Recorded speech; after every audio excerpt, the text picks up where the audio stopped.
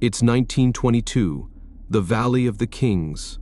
Archaeologist Howard Carter opens the sealed tomb of Tutankhamun, a moment broadcast to the world as the greatest archaeological discovery of the century. Gold shone in the torchlight, treasures fit for a god-king. But behind the headlines, rumors spread. Artifacts vanished, diaries omitted, and some whispered of objects quietly shipped to private vaults, and never photographed, nor catalogued. But the mystery doesn't begin in 1922. It stretches back thousands of years to when Egypt's own scribes carved into stone that their rulers were not merely men, but descendants of the gods, kings with bloodlines stretching into myth, reigns that lasted centuries, not decades, records so extraordinary that modern scholars dismiss them as allegory. And yet, ask yourself, why are their state archives still locked away? Why did radar scans beneath the Great Pyramid in 2017 reveal cavities that remain unexplored, sealed off without explanation? Why do whispers of DNA studies on royal mummies appear in leaked reports, only to vanish without confirmation? Something doesn't add up. Because if the pharaohs were only human, why the silence? Why the secrecy? Why the pattern of discoveries announced, then buried? Today, we'll follow the trail from ancient stone tablets to modern government archives, from temples built to last forever to vaults where truths are kept from the public eye. The answers may be more dangerous than we've been told. The oldest story ever, told long before pyramids pierced the desert sky, before hieroglyphs adorned temple walls, the people of Egypt told a story, the oldest story they knew. It began not with men, but with gods. The sun god Ra sailing across the heavens, Osiris, lord of the underworld, Isis, the mother, who raised life from death. These were not distant deities. In Egypt's telling, they descended to earth, walked among men, and established the first order of kingship.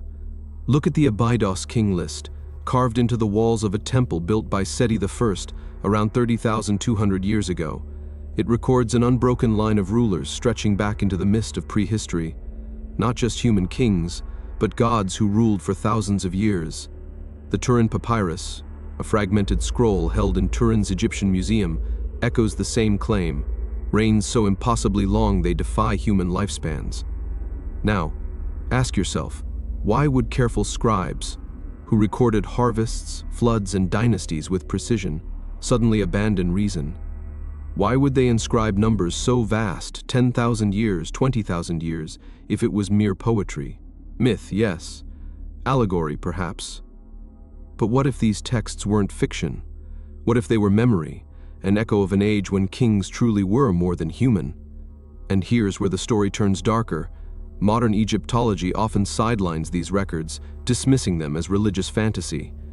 Yet they remain, carved in stone, untouched, undeniable.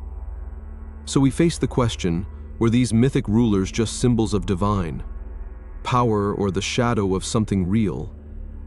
Because if memory lies within myth, then the oldest story ever told may not be a story at all. Was this mythology or memory? Pharaoh as god-king. The coronation of a pharaoh was not merely politics, it was a theater of the divine. In life, each ruler became Horus, the falcon god, protector of the skies, and in death he transformed into Osiris, the eternal lord of the afterlife. To the people, the pharaoh was not just a man wearing a crown, he was the living bridge between mortal and divine. But the rituals went further. To preserve this godly essence, pharaohs often married within their own bloodline, brothers to sisters, fathers to daughters. On the surface it looks like dynastic control, but was it something more? A desperate attempt to hold on to whatever divine spark their ancestors claimed to carry? Modern scholars, cautious and precise, often call this political theater. In a 1998 BBC interview, one Egyptologist insisted that the god-king concept was symbolism, a clever tool to bind people to the throne. But then, look at the temples. The walls do not whisper metaphor.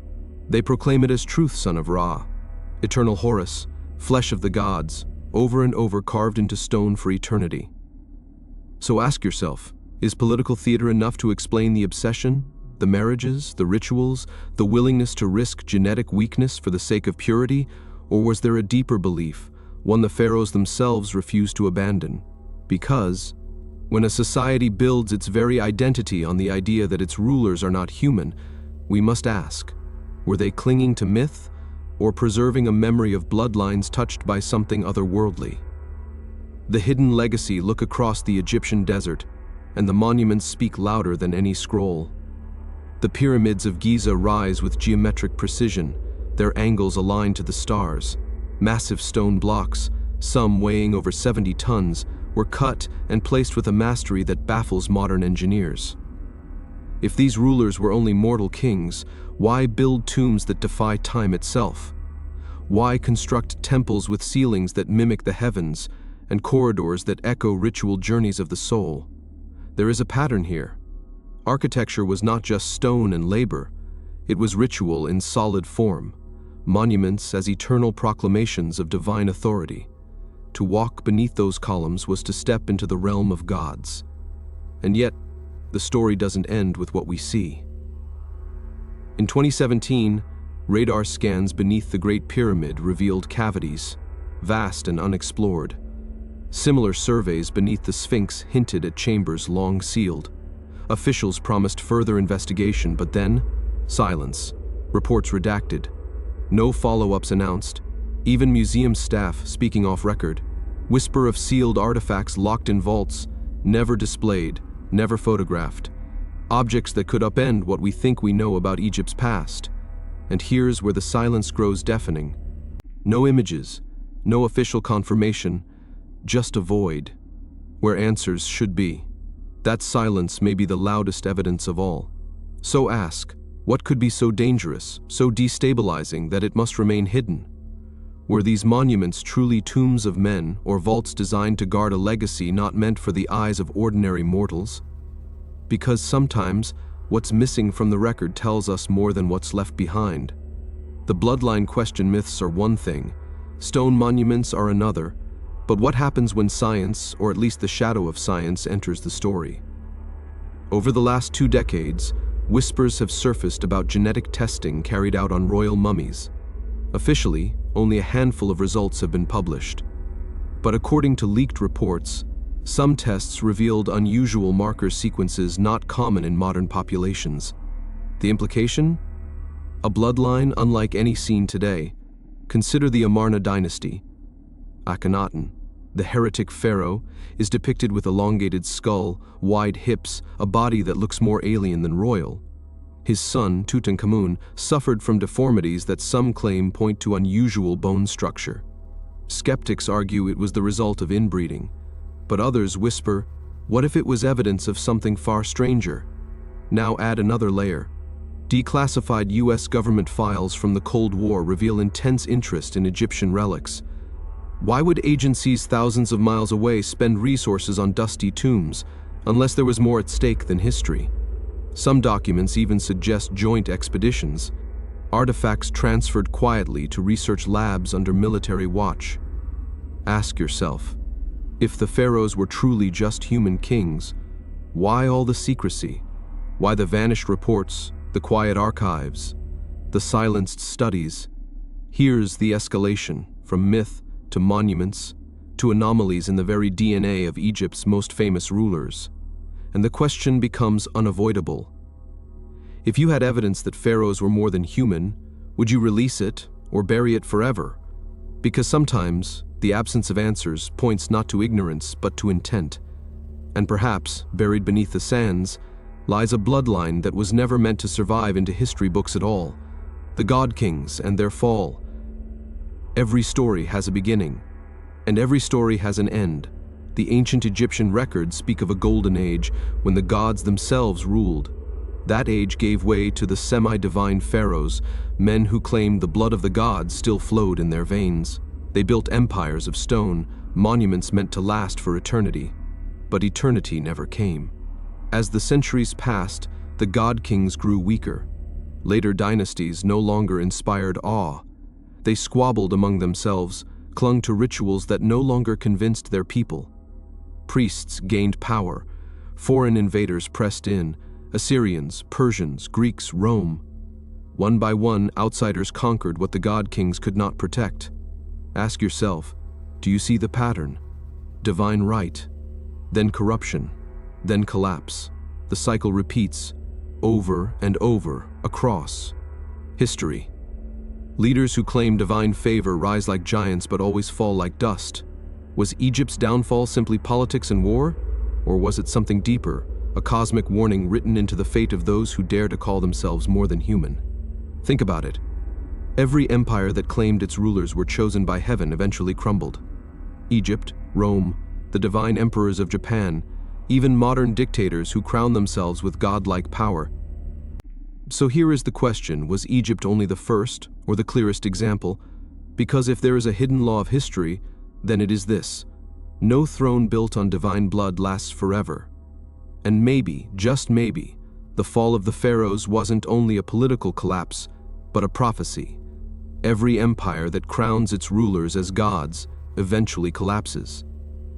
Is that the hidden warning Egypt tried to leave us? Modern parallels, and why this matters today. The story of Egypt's god kings may feel distant, carved in stone, buried in sand. But look closer, and the echoes are uncomfortably modern. Think of how we treat power today. Leaders are elevated as if they were chosen, not elected. Political dynasties guarded like sacred bloodlines. Cults of personality where one man's image towers over the nation, his word treated as law. Ask yourself, have we really left behind the age of pharaohs? Or do we still crown men as gods, only now with technology and propaganda instead of temples and ritual? And the parallels go further. Remember those radar scans in 2017, showing hidden cavities inside the Great Pyramid? Promises of further exploration were made, then quietly shelved. Remember the whispers of relics, sealed in museum vaults in London, Paris, and Washington, artifacts never displayed and catalogued? Or those reports of genetic research on mummies, suddenly halted, results locked away? Why the silence? Why the sudden stops? It feels like a pattern repeating itself: revelations announced, then buried; knowledge uncovered, then suppressed.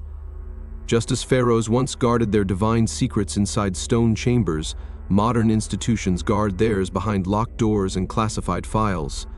And here is the unsettling thought: if history is shaped by what we are allowed to know, is it also being rewritten by what we are never permitted to see?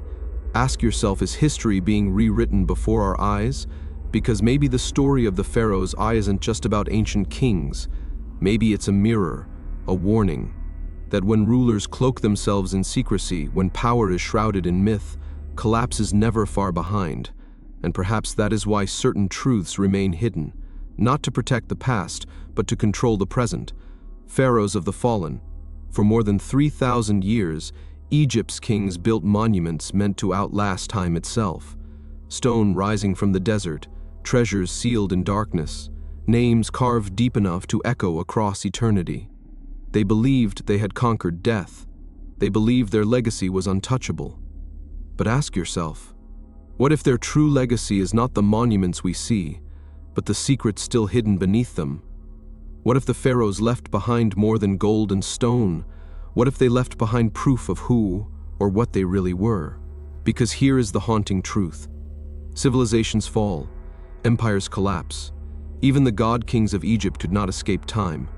Yet their greatest secret may still be buried, waiting. Were Egypt's rulers truly the descendants of the gods, their bloodlines touched by something beyond human? Or were they men who feared being forgotten, desperate enough to inscribe themselves into eternity as divine? The evidence remains scattered: myths carved into temple walls, vaults locked and guarded, chambers detected but never explored, reports whispered, then silenced. The silence louder than words. And so the mystery endures. The truth remains hidden in the sand, waiting for the day it can no longer be denied. This is forbidden history, and if you believe secrets this big should never stay buried, join us. Because together we guard the truth.